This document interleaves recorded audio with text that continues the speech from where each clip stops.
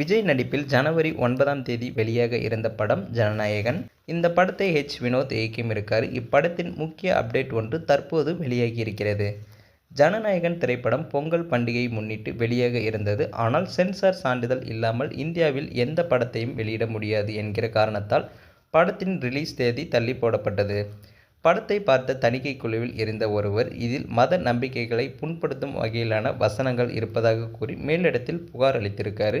Release தேதி நெருங்க கைக்கு தணிக்கை சான்றிதழ் கிடைக்காததாலும் மறு ஆய்வுக்கு நேரம் இல்லாத காரணத்தினாலும் பட தயாரிப்பு நிறுவனம் கேவிஎன் புரொடக்ஷன் நிறுவனம் சென்னை உயர்நீதிமன்றத்தை அணுகியிருக்கு.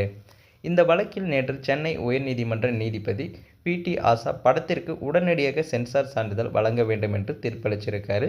இதையடுத்து உடனடியாக தணிக்கை வாரியம் உடனடியாக மேல்முறையீடு செய்தது. இதன் விசாரணை நேற்று மாலை நடந்திருக்கு. அதில் தனி நீதிபதி அளித்த உத்தரவை ரத்து செய்து படத்திற்கு சென்சார் சான்றிதழ் வழங்குவது குறித்து விசாரணை வரும் ஜனவரி 21ஆம் தேதி ஒத்திவைத்தது. நீதிபதி தலைமை அமர்வு உத்தரவும் பிறப்பித்தது. கேவிஎன் புரொடக்ஷன் நிறுவனம் எப்படியாவது படத்தை பொங்கலுக்கு ரிலீஸ் செய்து விட வேண்டும் என்று தீர்க்கமாக உள்ளது. இந்த காரணத்தால் படத்திற்கு சென்சார் சான்றிதழ் வழங்கும் வழக்கில் திங்கட்கிழமை இதனை அவசர வழக்காக விசாரிக்க வேண்டுமென டெல்லி உச்சநீதிமன்றத்தில் மேல்முறையீடும் செய்திருக்கு. வரும் திங்கட்கிழமையில் இது விசாரணைக்கு எடுத்துக் கொள்ளப்பட்டால் கண்டிப்பாக படம் பொங்கலுக்கு வெளியாகும் என்பதில் சந்தேகம் இல்லை. விஜய் படங்கள் வெளியாகும் சமயத்தில் பொதுவாகவே ஏதேனும் பிரச்சனைகள் உருவாகும். தலைவா படம் இதற்கு அடித்தளம் போட்ட படமாகவே இருந்தது. தொடர்ந்து மெர்சல், பிகில், சர்க்கார் என பல படங்கள் இந்த நிலை வந்துள்ளது.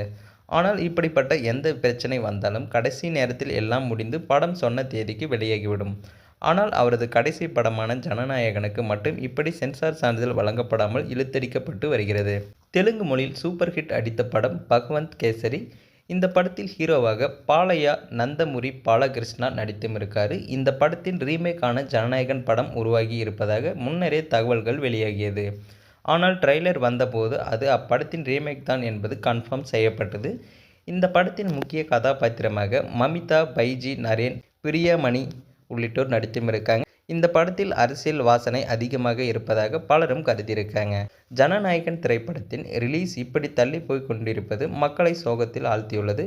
படம் பொங்கலுக்கு வரவில்லை என்றால் என்ன, படம் வரும் நாள்தான் எங்களுக்கு பொங்கல் என்று சிலர் இணையத்தில் பதிவிட்டு வருகின்றனர். பல திரைப்பிரபலங்களும் விஜய்க்கு ஜனநாயகன் படத்திற்கும் ஆதரவாகவே நிற்கின்றனர். இதனால் படத்திற்கு ஒரு நல்ல முடிவு வரும் என எதிர்பார்க்கப்படுகிறது.